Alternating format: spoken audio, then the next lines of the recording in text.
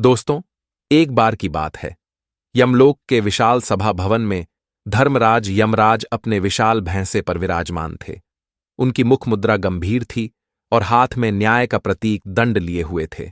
उसी समय देवर्षि नारद वहां पहुंचे।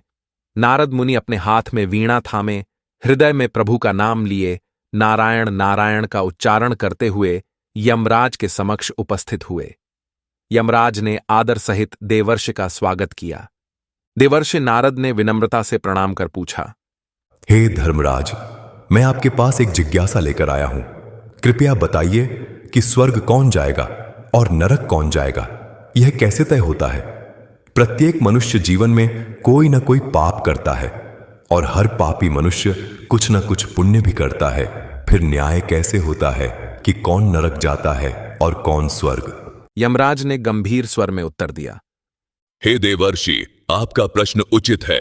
निस्संदेह अधिकांश मानवों के जीवन में पाप और पुण्य दोनों होते हैं। हमारे निर्णय उनके संपूर्ण कर्मों और मन के भाव पर आधारित होते हैं। आइए, मैं आपको कुछ उदाहरण दिखाता हूं, जिससे आपके प्रश्न का उत्तर स्पष्ट हो जाएगा। मेरे साथ चलिए। यमराज अपने भैंसे पर सवार आगे बढ़ने लगे। देवर्षि नारद भी उनके साथ चलने को तत्पर हुए। दोनों ही यमपुरी से आकाश मार्ग से उड़ते हैं पृथ्वीलोक के एक नगर में पहुंच गए। वे दोनों एक शांत बस्ती में पहुंचे। सामने एक छोटी सी मिट्टी की झोपड़ी थी, जिसके आंगन में एक वृद्ध स्त्री का निष्प्राण शरीर भूमि पर पड़ा था। आसपास कुछ पड़ोसी और परिवारजन विलाप कर रहे थे। वृद्धा की बहू और बेटा पास खड़े रो रहे थे। नारद जी ने चारों ओर देखा और पूछा, हे धर्मराज, यह स्थान कौन सा है और इस स्त्री की मृत्यु कैसे हुई? यमराज ने उत्तर दिया, हे देवर्षि, यह स्थान सोमनगर है। इस मृत वृद्धा का नाम शांता था। दीर्घ आयु पूर्ण कर आज प्रातः इसका निधन हुआ है। अब इसका प्राण देह छोड़ चुका है और मुझे इसे न्याय हेतु ले जाना है। देवर्षि नारद ने वृद्धा के शोकाकुल परिवार को देखकर पूछा, धर्मराज, कृपया बताइए कि इस स्त्री के जीवन के कर्म कैसे थे? क्या यह स्वर्ग जाएगी या नरक? यमराज मृत देह के समीप खड़े होकर गंभीर वाणी में बोले, हे देवर्षि, शांता ने अपने जीवन में अनेक पाप किए हैं। इसका स्वभाव अत्यंत स्वार्थी था। इसने कभी किसी जरूरतमंद की सहायता नहीं की, न किसी भूखे को अन्न जलदान दिया। यह बेहद कंजूस प्रवृत्ति की थी। अपने सुख के लिए इसने हमेशा दूसरों के दुख अनदेखे किए। अतिथि या पड़ोसी आ भी जाते तो यह उनका सत्कार करने से बचती थी, जिससे इसका धन खर्च न हो। करुणा और दया इसके हृदय में बहुत कम थी। इन स्वभावों के कारण इसके खाते में अनेक पाप कर्म जुड़ गए। नारद जी ने यह सुनकर चिंतित स्वर में कहा, तो फिर तो इसका नरक जाना तय है। यमराज ने हाथ उठाकर कहा, ठहरिए देवर्षि, शांता ने जीवन में एक पुण्य ऐसा किया है जिसने इसके भारी पापों को भी हल्का कर दिया है। यह रोज श्रद्धा से अपने आंगन में लगे तुलसी के पौधे को जल अर्पित करती थी। वर्षों तक बिना नागा तुलसी की सेवा करने के कारण भगवान विष्णु के प्रति इसकी भक्ति बनी रही। इसी निष्ठापूर्ण कर्म के फलस्वरूप इसके पाप संतुलन में हल्के पड़ गए हैं। प्रतिदिन तुलसी को जल देने के इस पुण्य ने इसे नरक जाने से बचा लिया है। जीवन भर के इसके पाप इस एक सद्कर्म के आगे तुलनात्मक रूप से कम हो गए हैं। अतः यह स्त्री नरक की अधिकारी नहीं है। इसे अपने उस पुण्य कार्य का फल मिलेगा और इसका मार्ग अब स्वर्ग की ओर होगा। देवर्षि नारद ने आश्चर्य से कहा, धन्य है तुलसी सेवा का प्रताप। जो स्त्री जीवन भर स्वार्थ में लिप्त रही, उसे भी एक सत्कर्म ने नरक से बचा लिया। यमराज ने मुस्कुराकर सहमति में सिर हिलाया। नारद जी ने भी संतोष प्रकट किया। इसके पश्चात दोनों आगे की ओर बढ़ चले। यमराज बोले, हे देवर्षि, अब आगे चलें। आपको एक और उदाहरण दिखाता हूं। अगली ही पल वे एक सघन वन के मार्ग पर पहुंचे। वहां मार्ग के किनारे एक युवा स्त्री का क्षत विक्षत शव पड़ा हुआ था। उसके शरीर पर गहरे घाव थे, मानो किसी जंगली पशु ने उस पर प्राणघातक आक्रमण किया हो। वातावरण में भयावह सन्नाटा था। नारद जी ने स्त्री की दुर्दशा देख व्यथित होकर पूछा, हे प्रभु, इस युवती की मृत्यु कैसे हुई? यह कौन है और इसके साथ क्या हुआ? यमराज शव के निकट जाकर गंभीर स्वर में बोले, देवर्षि, निकटवर्ती नगर विराट नगर के पास यह घना जंगल है। इस मृत युवती का नाम सुजाता था। इसकी मृत्यु एक शेर के हमला करने से हुई। कुछ समय पूर्व यह स्त्री इसी मार्ग से गुजर रही थी, तभी एक भूखे शेर ने इस पर आक्रमण कर दिया और इसी से इसका प्राणांत हो गया। नारद जी ने दुख भरे स्वर में कहा, एक युवा नारी असमय ही काल कवलित हो गई। हे धर्मराज, क्या यह स्त्री स्वर्ग की अधिकारिणी होगी? आखिर इसने ऐसा क्या पाप किया था जो इसे वन में प्राण गंवाने पड़े? यमराज ने कठोर किंतु न्याययुक्त वाणी में उत्तर दिया, हे देवर्षि, यह घटना ऊपर से दुखद अवश्य है, परंतु इसके पीछे इसके अपने कर्म का परिणाम है। सुनिए, सुजाता ने अपने पति के साथ घोर विश्वासघात किया था। यह गुपचुप पर पुरुष से मिलने के उद्देश्य से इस वन मार्ग पर आई थी। अपने पति को धोखा देकर व्यभिचार करना महापाप है। इसे लगा कि जंगल के एकांत में इसका कुकर्म कोई नहीं जानेगा, पर अधर्म छिपता नहीं। सुजाता ने जैसे ही पाप के मार्ग पर कदम रखा, उसी क्षण इसके दुष्कर्म का फल तैयार था। रास्ते में ही एक हिंसक शेर ने इसका अंत कर दिया। नारद जी ने सिर नीचे करके गहरी सांस ली। उन्होंने पूछा, धर्मराज, क्या ऐसे पाप के लिए इसे नरक भोगना होगा? यमराज ने दृढ़ स्वर में कहा, हां, पति को धोखा देना कोई साधारण भूल नहीं, बल्कि विश्वासघात का महापाप है। सुजाता को मृत्यु उपरांत नरक में अपने इस पाप का दंड भोगना होगा। नारद जी ने पूछा, हे यमराज, इसे किस नरक में जाना पड़ेगा? यमराज ने जवाब दिया, इसकी आत्मा को अंधतमिस्र नामक घोर नरक में ले जाया जाएगा। अंधतमिस्र नरक उन पापियों के लिए है जो वैवाहिक जीवन में छल करते हैं। वहां घोर अंधकार छाया रहता है और आत्मा को भय एवं वेदना में रखा जाता है। सुजाता को भी उसी नरक में अपने पाप का परिणाम भुगतना होगा। केवल इतना ही नहीं, अगले जन्म में इसे पशु योनि भोगनी पड़ेगी। इसने मानव जीवन पाकर पशुता का आचरण किया, इसलिए अगले जन्म में इसे सुअर बनना होगा। इसकी आत्मा को कई जन्मों तक तुच्छ योनियों में भटकना पड़ेगा। देवर्षि नारद ने यह सुनकर दुख से सिर हिला दिया। उन्हें समझ आ गया कि इस स्त्री को अपने कर्मों का फल भोगना ही होगा। यमराज ने नारद जी से विनम्रता से कहा, चलें देवर्षि, आगे बढ़ते हैं। ऐसे और भी उदाहरण हैं जिन्हें आपको अवश्य देखना चाहिए। नारद जी ने अंतिम बार उस युवती के शव को करुणा से देखा और फिर यमराज के साथ आगे प्रस्थान किया। कुछ ही देर में वे एक पवित्र नगर के बीचों बीच प्राचीन मंदिर के सम्मुख जा पहुंचे। मंदिर द्वार के पास एक ब्राह्मण पुरुष का निर्जीव शरीर पड़ा था। उसके पास पूजा की माला और पूजा के फूल बिखरे हुए थे। लगता था कि वह पूजा करते करते अचानक गिरकर चल बसा। कुछ श्रद्धालु और पुजारीगण उसके इर्द गिर्द खड़े स्तब्ध थे। देवर्षि नारद ने यह दृश्य देखा तो बोले, हे धर्मराज, यह तो एक ब्राह्मण दिखते हैं। मंदिर के समक्ष इनकी मृत्यु हुई है। संभवतः इन्होंने जीवन भर नित्य ईश्वर की पूजा अर्चना की होगी। ऐसे व्यक्ति तो सीधे स्वर्ग जाते होंगे। क्या यह ब्राह्मण स्वर्ग का अधिकारी नहीं होगा? यमराज ने गंभीर स्वर में समझाना शुरू किया, हे देवर्षि, इस ब्राह्मण का नाम भूषण शास्त्री था। इसने प्रतिदिन पूजा पाठ अवश्य किया, पर इसके आचरण में कपट था। इसने अपने ब्राह्मण होने का दुरुपयोग किया। भूषण शास्त्री स्वार्थवश धर्म का व्यापार करता था। यह पूजा पाठ और अनुष्ठान तभी करवाता था जब लोग इसे अच्छी दक्षिणा देते थे। जो श्रद्धालु गरीब होते, उन्हें यह पूजा कराने से मना कर देता था या उनसे दुर्व्यवहार करता था। ईश्वर की भक्ति से अधिक इसे धन का लालच था।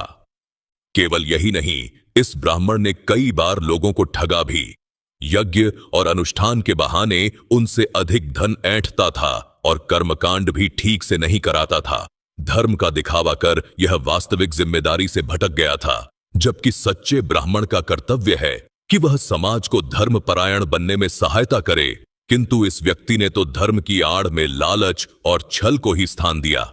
ये सब बड़े पाप हैं। देवर्षि ने खेद के साथ पूछा, तो क्या इसके नित्य पूजन का कोई पुण्य फल नहीं मिलेगा? आखिर इसने भगवान की उपासना तो की थी। यमराज ने गंभीरता से उत्तर दिया, जब भक्ति हृदय से नहीं बल्कि लोभवश की जाए तो पुण्य नहीं मिलता। इस व्यक्ति की पूजा निष्कपट नहीं थी।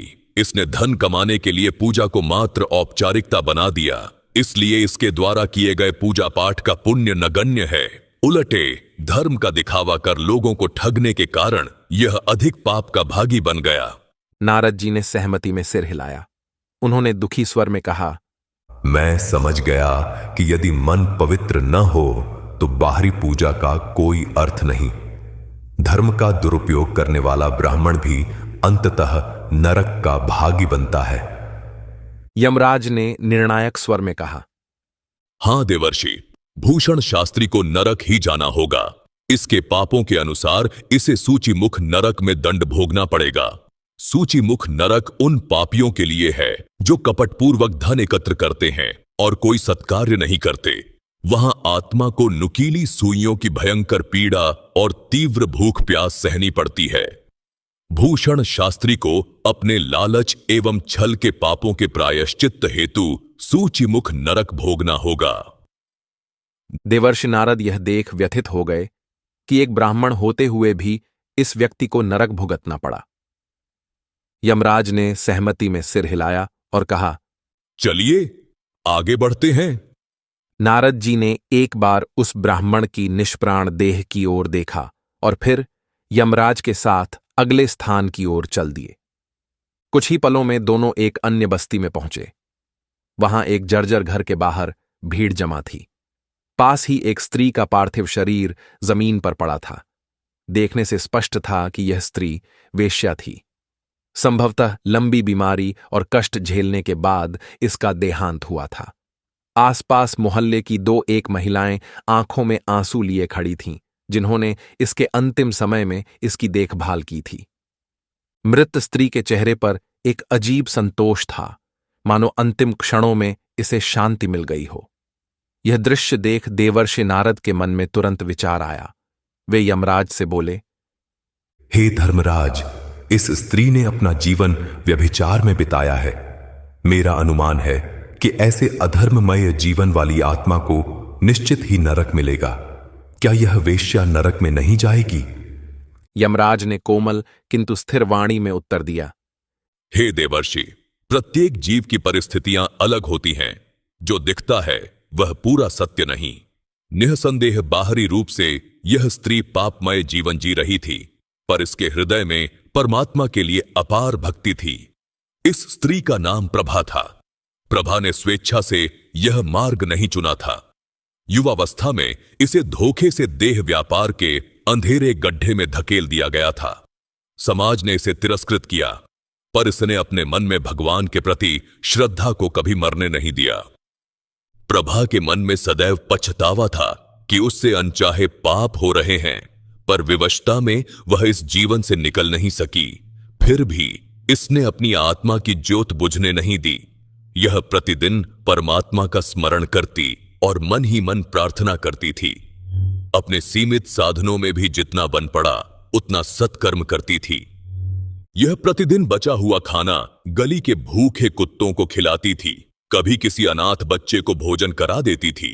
इसके हृदय में दया और प्रेम था। इसने कभी जानबूझकर किसी के घर को उजाड़ने का प्रयास नहीं किया। मजबूरी में जिस पाप जीविका में थी, उसमें रहते हुए भी यह भगवन नाम से जुड़ी रही और यथाशक्ति भलाई करती रही। इतना सुनकर नारद मुनि का हृदय पिघल गया। उन्होंने गंभीर होकर पूछा, हे धर्मराज, ऐसी स्थिति में इस आत्मा का क्या निर्णय होगा? क्या इसके जीवन के अनचाहे पाप इसे नरक का भागी बनाएंगे या इसकी भक्ति और पुण्य इसे बचा लेंगे? यमराज ने सहज स्वर में उत्तर दिया, हे नारद जी, प्रभा के मामले में इसकी निष्कपट भक्ति और दयापूर्ण कर्म इसके पापों पर भारी पड़े हैं। परिस्थितिवश इसने पाप का जीवन जिया अवश्य, पर भगवान यह सत्य जानते हैं कि इसे विवश होकर वह मार्ग अपनाना पड़ा। इसने हृदय से ईश्वर को पुकारा और प्राणी मात्र पर दया की। यही इसके महान पुण्य बन गए। इसलिए न्याय कहता है कि प्रभा नरक नहीं जाएगी। इसके विपरीत इसे मृत्यु उपरांत स्वर्गलोक में स्थान मिलेगा, जहां इसके दुखों का अंत होगा और इसकी आत्मा को शांति प्राप्त होगी। यह सुनकर देवर्षि नारद की आंखों में आंसू आ गए। गदगद स्वर में बोले, धर्मराज, आज मुझे पता चला कि सच्ची भक्ति और निर्मल हृदय किसी भी पाप से बड़े होते हैं। प्रभा जैसी तिरस्कृत स्त्री को भी भगवान ने केवल उसके निष्कपट प्रेम और दया के कारण तार दिया। यह मेरे लिए बहुत बड़ी शिक्षा है। यमराज ने गंभीर स्वर में कहा, देवर्षि, परमात्मा सबके हृदय का भाव देखते हैं और हम उसी के अनुसार न्याय करते हैं। आइए अब आगे चलें। नारद जी ने प्रभा की शांत मुखाकृति को नमस्कार किया और मन ही मन प्रार्थना की कि प्रभा की आत्मा को स्वर्ग में परम शांति मिले। फिर वे यमराज के साथ आगे बढ़ गए। कुछ दूर आगे बढ़ने पर यमराज और नारद एक जंगल के मार्ग पर पहुंचे। वहां मार्ग किनारे एक टूटा हुआ रथ उलटा पड़ा था। रथ का एक पहिया अलग हो गया था और घोड़े पास ही व्याकुल खड़े थे। रथ के समीप राजसी वस्त्र पहने एक पुरुष मृत अवस्था में भूमि पर पड़ा था। उसके सिर से रक्त बहकर सूख चुका था। आसपास कुछ सैनिक और सेवक अपने राजा के पार्थिव शरीर के निकट रो रहे थे। दृश्य अत्यंत दुखद था। देवर्षि नारद ने आगे बढ़कर उस मृत पुरुष को देखा और बोले, हे यमराज, यह तो कोई राजा जान पड़ते हैं। राज चिन्हों और वस्त्रों से स्पष्ट है कि रथ दुर्घटना में इनकी मृत्यु हुई है। हम यहां क्यों रुके हैं? यमराज ने उत्तर दिया, देवर्षि, आपका अनुमान सही है। ये एक राजा ही है। इनका नाम राजा वीरसेन है। यह निकटवर्ती राज्य धर्मगढ़ के नरेश थे। राज्य का भ्रमण करते समय इनके रथ का पहिया अचानक निकल गया और रथ पलटने से सिर में गहरी चोट लगने के कारण इनका तुरंत निधन हो गया। इनकी जीवन यात्रा आज यहीं समाप्त हुई। अब मुझे इनके प्राण लेकर इनके कर्मों का हिसाब करना है। नारद जी ने दुखपूर्वक पूछा, हे धर्मराज, राजा वीरसेन का जीवन तो निस्संदेह अनेक पुण्यों से भरा होगा। इन्होंने प्रजा का पालन पोषण किया होगा, दान पुण्य किए होंगे। क्या इतने धर्मपरायण राजा स्वर्ग के अधिकारी नहीं होंगे? यमराज ने गहरी सांस लेते हुए कहा, देवर्षि, राजा वीरसेन एक आदर्श शासक रहे। उन्होंने प्रजा की रक्षा की, निर्धनों को दान दिया, भूखों को भोजन कराया, मंदिर निर्माण कराए, न्याय और शांति स्थापित करने हेतु सदैव प्रयासरत रहे। अपने गुणों के कारण इन्होंने अनेक पुण्य अर्जित किए हैं और ये स्वर्ग लोक के योग्य प्रतीत होते हैं। नारद जी ने कहा, तो निश्चय ही यह आत्मा स्वर्ग जाएगी। उन्होंने देखा कि यमराज का मुख अभी भी गंभीर था, मानो कोई चिंता शेष हो। नारद मुनि ने जिज्ञासु दृष्टि से उनकी ओर देखा। यमराज ने धीमे किंतु कठोर स्वर में कहा, देवर्षि, राजा वीरसेन के अनेक पुण्यों के बावजूद दुर्भाग्य से एक ऐसा पाप है जिसने इनके पुण्यों को ढक दिया है। इन्हें अंततः नरक देखना पड़ेगा। नारद जी चकित होकर बोले, ऐसा कौन सा पाप है जो इस महान राजा के पुण्यों पर भारी पड़ गया? यमराज ने राजा के शांत मुख की ओर देखते हुए कहा, राजा वीरसेन ने अपने गुरु का घोर अपमान किया था। एक बार राजकाज के प्रसंग में उनके गुरु ने इन्हें एक कठिन सत्य कहा, पर राजा अहंकार से भर गए और क्रोध में आकर गुरु को दरबार से अपमानित करके निकाल दिया। गुरु का अपमान अत्यंत बड़ा अपराध है, क्योंकि गुरु को देवतुल्य स्थान प्राप्त है। वीरसेन ने इस कृत्य के लिए न पश्चाताप किया, न ही प्रायश्चित्त। बस इसी एक पाप ने इनके शेष सभी पुण्यों पर कालिक फेर दी। नारद जी ने धीरे से कहा, एक भूल के कारण ऐसे पुण्यवान राजा को भी नरक भोगना पड़ेगा? यमराज ने गंभीर मुद्रा में सिर हिलाकर कहा, हां, बड़े से बड़ा पुण्य भी गुरुद्रोह जैसे पाप के सामने निष्फल हो जाता है। राजा वीरसेन ने सैकड़ों अच्छे कार्य किए, पर अपने गुरु का अनादर करके उन्होंने वह सब पुण्य गंवा दिया। इस कारण उन्हें अपने कर्म फल से बचना असंभव है। देवर्षि नारद ने गहन शोक के स्वर में पूछा, राजा वीरसेन की आत्मा को किस नरक में जाना होगा? यमराज ने उत्तर दिया, इनके लिए कालसूत्र नरक निर्धारित है। कालसूत्र नरक में इनकी आत्मा को असहनीय तपिश में रखा जाएगा। इन्हें जलते तांबे जैसी गर्म भूमि पर लगातार दौड़ना पड़ेगा और भयंकर भूख प्यास की यातना भी सहनी पड़ेगी। जब तक इनकी आत्मा गुरु का अपमान करने के पाप से शुद्ध नहीं हो जाती, इन्हें उस नरक की यातना भोगनी होगी। नारद मुनि ने दुखी स्वर में कहा, दुख की बात है कि एक अपराध के कारण ऐसे धर्मात्मा राजा को भी घोर यंत्रणा से गुजरना पड़ेगा, किंतु न्याय अटल है। उन्होंने हाथ जोड़कर दिवंगत राजा को श्रद्धांजलि दी। यमराज ने आगे बढ़ते हुए कहा, चलिए देवर्षि, हमें आगे चलना चाहिए। अभी कुछ और उदाहरण शेष हैं। नारद जी भी गंभीर मन से उनके साथ अगले स्थान के लिए चल दिए। अब वे एक दूसरे नगर के बाहरी पहाड़ी मार्ग पर पहुंचे। चारों ओर ऊंची चट्टानें थीं। उसी रास्ते के नीचे एक आदमी का शव पत्थरों पर पड़ा था। आसपास टूटी हुई शराब की हांडियां और घड़े बिखरे थे। प्रतीत होता था कि वह व्यक्ति पहाड़ी रास्ते से गिरकर मरा और उसके साथ ले जाया जा रहा मदिरा का सामान भी दुर्घटनाग्रस्त होकर टूट गया। वातावरण में तीव्र शराब की गंध फैली थी। दूर कुछ ग्रामीण भय और हिचकिचाहट के साथ खड़े इस हादसे को देख रहे थे। नारद जी ने शव को और चारों तरफ बिखरी शराब को देखा। उन्होंने पूछा, हे यमराज, यहां क्या घटना हुई है? यह व्यक्ति कौन था और इसकी मृत्यु कैसे हुई? यमराज शव के पास खड़े होकर बोले, देवर्षि, यह स्थान मदनपुर के पास का पहाड़ी मार्ग है। इस मृत व्यक्ति का नाम गंगू शौंडिक था। शौंडिक अर्थात मदिरा बेचने वाला। यह शराब का व्यापारी था। पास पड़ी टूटी हांडियां उसी की हैं। यह पहाड़ से लगे इसी रास्ते से शराब अपने गांव ले जा रहा था। संभवतः पैर फिसलने या नशे में होने के कारण यह गहरी खाई में गिर पड़ा और इसकी मृत्यु हो गई। नारद मुनि ने गंगू शौंडिक के मृत शरीर की ओर देखते हुए कहा, इसने शराब बेचकर आजीविका कमाई। क्या मदिरा बेचना पाप है, हे धर्मराज? यमराज ने दृढ़ स्वर में कहा, हां देवर्षि, मदिरा मनुष्य को अधर्म की ओर ले जाती है। जो शराब पीता है वह अपना विवेक खोकर अनेक पाप करता है, और जो शराब बेचता है वह अनेकों के पापों का कारण बनता है। गंगू शौंडिक ने अपने लाभ के लिए न जाने कितने परिवारों को बर्बाद किया। इसकी बेची शराब से कई घरों के पुरुष व्यसनी होकर अपने कर्तव्य भूल गए, परिवार को कष्ट दिया, धन बर्बाद किया।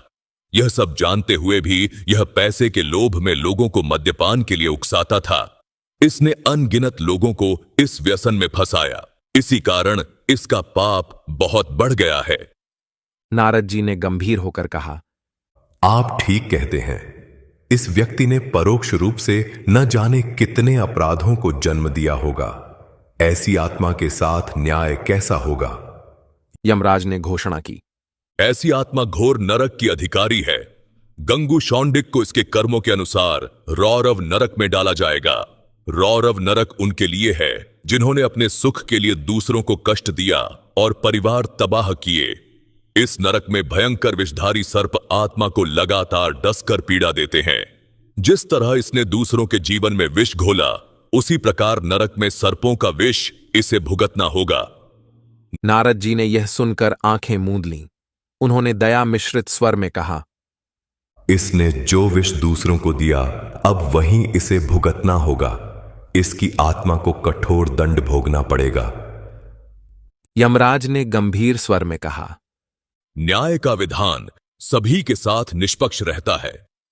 अब एक अंतिम स्थान शेष है, जिसे देखकर आपके प्रश्न का समाधान पूर्ण हो जाएगा।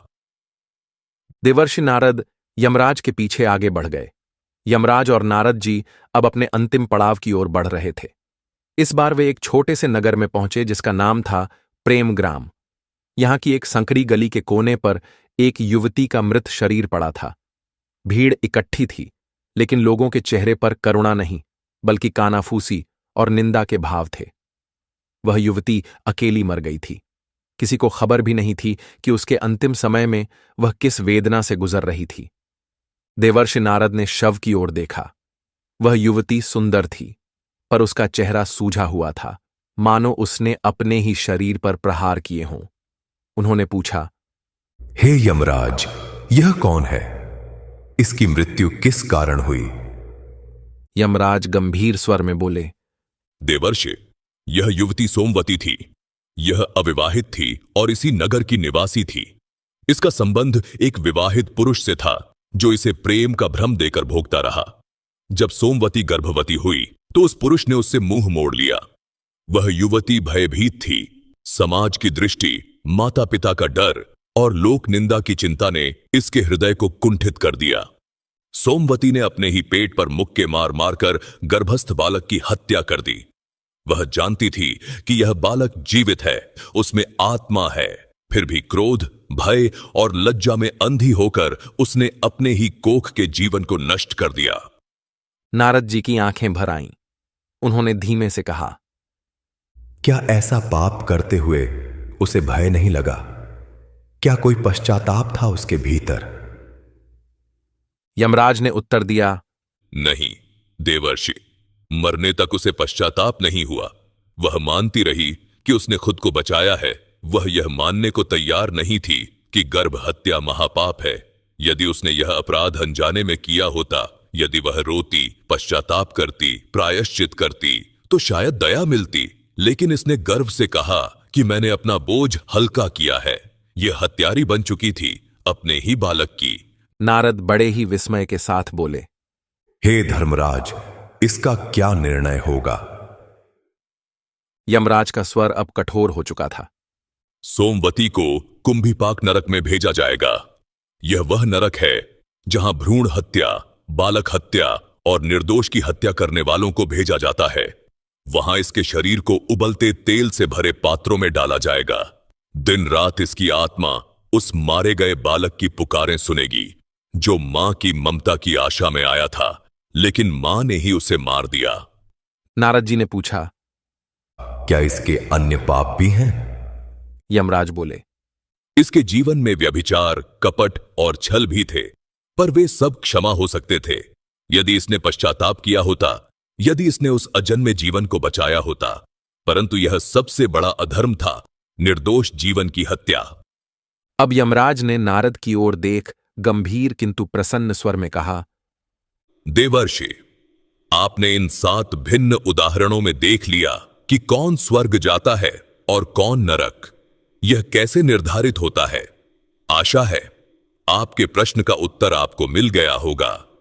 नारद जी ने आदरपूर्वक सिर झुकाकर कहा, हां धर्मराज, अब मेरा संशय दूर हो गया। आपने स्पष्ट कर दिया कि मनुष्य के पाप और पुण्य ही तय करते हैं कि वह नरक जाएगा या स्वर्ग। कभी एक छोटा सा सत्कर्म भी नरक से बचा सकता है और एक बड़ा पाप सारे पुण्यों पर भारी पड़ जाता है। अब मैं यह शिक्षा लेकर जाऊंगा कि सदैव अच्छे कर्म करने चाहिए और पाप से बचना चाहिए। यमराज ने संतोष से सिर हिलाते हुए कहा, यह जानकर मुझे प्रसन्नता है कि आपको उत्तर मिल गया। देवर्षि नारद ने हाथ जोड़कर यमराज को प्रणाम किया और कहा, धन्यवाद धर्मराज, आपने आज मेरी आंखें खोल दी। अब मैं यह सीख संसार को सुनाऊंगा ताकि लोग धर्म का मार्ग अपनाएं। यमराज ने उन्हें आशीर्वाद दिया। नारद मुनि नारायण नारायण कहते हुए स्वर्गलोक की ओर वापस चले गए। यमराज भी अपने महिष पर आरूढ़ होकर यमलोक लौट गए। नारद जी के मन में अब यह ज्ञान स्पष्ट था कि स्वर्ग और नरक का निर्णय मनुष्य के अपने कर्मों से होता है। वे प्रभु का स्मरण करते हुए धर्म का यह संदेश फैलाने आगे बढ़ चले। तो दोस्तों, इस प्रकार से मनुष्य के कर्मों के आधार पर उसे स्वर्ग और नरक मिलता है। चाहे आप कितने ही पाप कर लो, एक महान पुण्य आपके पापों का नाश कर सकता है। उसी प्रकार से चाहे आप कितने ही पुण्य कर लो, किंतु एक महापाप आपके सभी पुण्यों को नष्ट कर सकता है। इसीलिए जीवन में पाप करने से अच्छा है सदैव ही अच्छे कर्म करो। उम्मीद है आपको यह जानकारी अच्छी लगी होगी। वीडियो को लाइक जरूर करें और कमेंट में जय श्री कृष्ण अवश्य लिखें। साथ ही चैनल को सब्सक्राइब करें। आप सभी का धन्यवाद।